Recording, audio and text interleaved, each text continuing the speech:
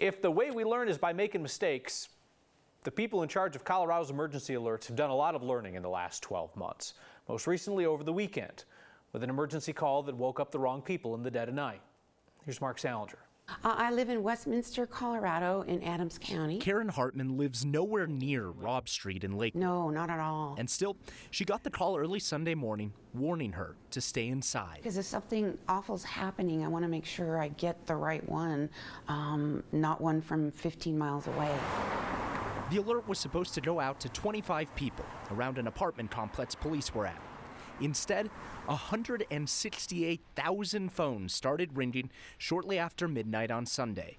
Karen doesn't even live in Jefferson County and says she only signed up for the alerts for her area in Westminster after the Marshall Fire. I want to make sure that I'm on the correct list to get Adams County alerts. Turns out Westminster uses the same system for emergency alerts as Jefferson County. So does Broomfield.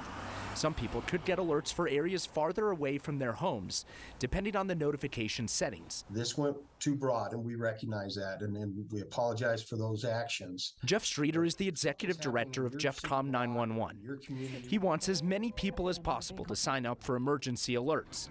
But after Sunday's mistake, his office got enough calls from people who no longer live in the area or people who wanted to be taken off the list that they started an email to unsubscribe people. But I would always encourage people to re-register within their counties or their appropriate jurisdictions with whatever alert system exists. Jeffco's emergency alert list has hundreds of thousands of numbers.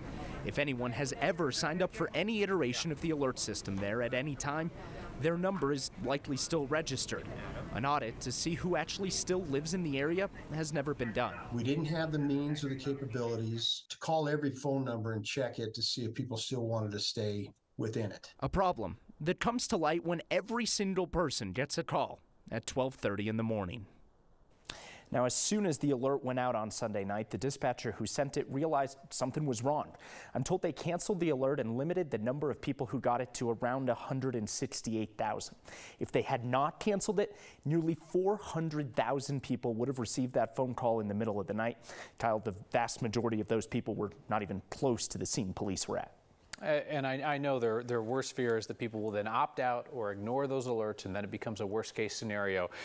They've tried it again since Sunday. Yeah, in fact, I got an alert just this afternoon for a red flag warning. It seemed to work perfectly fine through text message, and I'm told that they have made phone calls since Sunday. Also important to note that they're still trying to investigate exactly what went wrong.